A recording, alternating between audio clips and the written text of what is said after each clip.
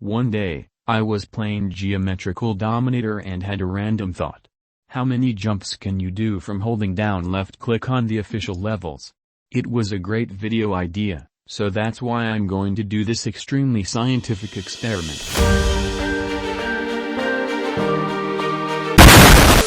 Let's lay down some ground rules for the challenge. 1. The cube must survive while holding down. For example, let's say you can jump 4 times in a row on Stereo Madness, but you crash on the 4th. Subtract 1 jump to make it 3 and wait to use the 4th jump to clear the spike. The number of held down jumps would be 3. 2. The cube must be jumping the entire time until they are about to crash. To remedy this, I will crash once and hold down shortly after. This will cause the cube to start jumping on the first frame. 3. Jump rings do not count towards the total, since you have to let go of left click and hold it down again to jump off of it. The only way to jump off of a jump ring is to land on a jump pad and then jump off of it, because GD logic. However, to my knowledge, no official level starts off like that, so the entire other half of this rule is irrelevant. Now that we have the rules out of the way, let's get the challenge started. If you don't want to watch the entire video, there's a quick list from 1st to 21st at this time code. Let's start off with Stereo Madness. After fiddling around with the controls, I figured out that you could jump 4 times, but crash in the process. I used the 4th jump a little late, but that unfortunately made the jump count go down. The number of held down jumps is 3. Let's get back on track, with, back on track. After trying to not crash at that double spike, I just decided to use the 5th jump to clear the spike. Now, you might be saying, where did the 5th jump come from? Well, I'll show you. I jumped off the pad, and technically there's no rule against it, so clicking while on the pad is legal. The number of held down jumps and back on track is 4. Now we move on to Poltergeist. Unfortunately, we could have gotten a lot of held down jumps if Rule 3 didn't exist. But sadly, you can only get 3 held down jumps. Moving on to Dry Out. It seems very promising at first, but we die to the first spike, just like Stereo Madness. Unfortunately, this is another 3 held down jump level. Base after base is tied with back on track with held down jumps. We could get way more than 4 if that double spike didn't exist, as there's a lot of room to jump around. Oh wait, the next level is Can't Let Go, without an apostrophe. I hate this level, but I'll save that trend for another day.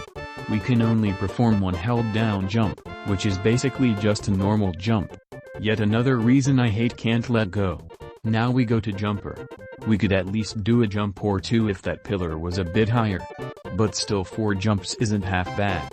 Alright, now the one that everyone is thinking will have the most jumps, give it up for Time Machine. This beast of a level is capable of 9 held down jumps. We may have our winner, but I don't want to jinx it. Now we move on to Cycles, which is a weird name for a square jumpy game. After I barely crashed into that first spike, I immediately crashed into the double spike ahead of me. The number of held down jumps in this level is 3. Now on to one of my favorite levels, X-Step. Sadly though, this level is another 3 jumper. Not much to say. Next level. Now one of my least favorites, Clutterfunk. You can clear 2 jumps fine, but the 3rd and 4th will kill you. So even though 3 can get you over, 2 is the maximum here. Next, we have Toe. Nothing said here, we can just do 2 held down jumps. Nuff said. Now, Electroman Adventures. We are only able to do 1 here, which is sad, because we could do at least 3 more jumps if the saw blades were a little to the left. Next, Clubstep is our first demon, and is extremely buggy. Because of this, we're able to jump off of a spike to get an extra jump in before the jump forward. Now we have Electrodynamics. We're only able to get 1 held down jump. What a shame. Next, like Back on Track, Hexagon Force has a jump pad that can be jumped on even with the rules of our challenge.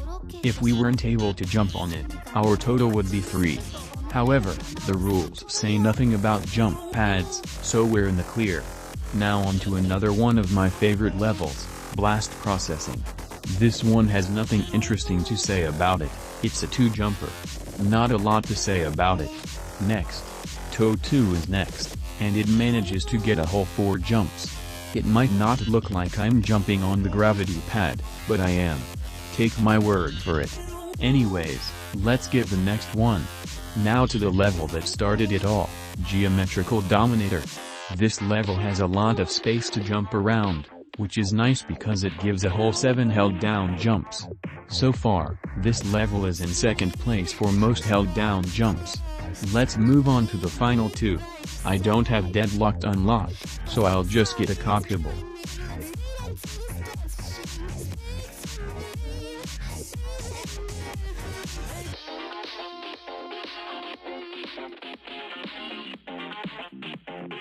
And we are able to get a magnificent magnitude of 3 held down jumps. It puts it as an average level in this challenge, which is okay. Now we move on to Finger Dash, the final level. In Finger Dash, we barely crash into the first spike but get killed by the wall on the 4th jump. So the number of held down jumps is 3 again. From our very scientific analysis, it seems that Time Machine has the most held down jumps, with 9 in total. Following in second is Geometrical Dominator, with 7, and in third we have a tie between Clubstep and Hexagon Force. That was a long script.